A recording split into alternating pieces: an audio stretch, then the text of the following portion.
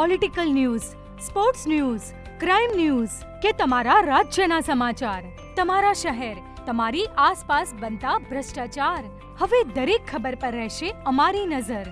અમે બનીશું તમારો અવાજ. દરેક સત્ય, દરેક સમાચાર જે જનતા સાથે જોડેલી હોય. ગુજરાતનો સર્વશ્રેષ્ઠ ન્યૂઝ ચેનલ.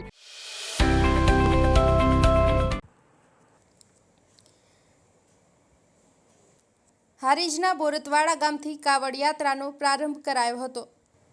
ત્યારે હારીજ તાલુકાના બોરતવાડા ગામના ભક્ત મંડળ દ્વારા સતત બીજા વર્ષે કાવડ યાત્રાનો પ્રારંભ કરવામાં આવ્યો હતો. જેમાં બોરતવાડા નર્મદેશ્વર મહાદેવ મંદિરથી ભગવાન શિવજીની પૂજા કરી, ત્યારબાદ દુધેશ્વર મહાદેવના સાનિધ્યમાં પૂજા અર્ચના કરી મહંત શ્રી ગજાનંદ મહારાજના આશીર્વાદ મેળવી ગુરુ પૂર્ણિમાના પવિત્ર દિવસે તમામ ભક્ત મંડળ દ્વારા કાવડ યાત્રાનો પ્રારંભ કરવામાં આવ્યો હતો.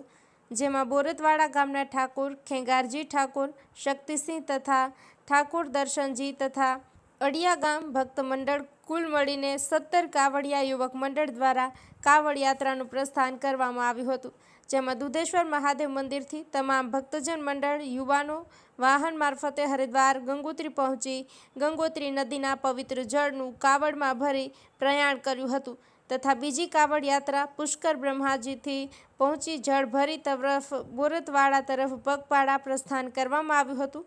આશરે 1150 કિલોમીટરનું અંતર કાપી અંદાજે 14 દિવસ જેટલો સમય પગપાળા કાવડ યાત્રા દરમિયાન પસાર કરી શ્રાવણ સુદ બીજના રોજ પ્રથમ અડિયા દુધેશ્વર મહાદેવ ખાતે આવી પહોંચશે, જ્યાં ભગવાન શિવને પવિત્ર જળથી જળાભિષેક કરી પૂજા અર્ચના કર્યા બાદ કાવડ યાત્રીઓ બોરતવાડા નર્મદેશ્વર મહાદેવના દર્શન કરી પૂજા અર્ચના કરી પવિત્ર જળથી ભગવાન શિવજીના ચરણોમાં જળાભિષેક કરી પાવન કાવડ યાત્રા પૂર્ણ કરશે.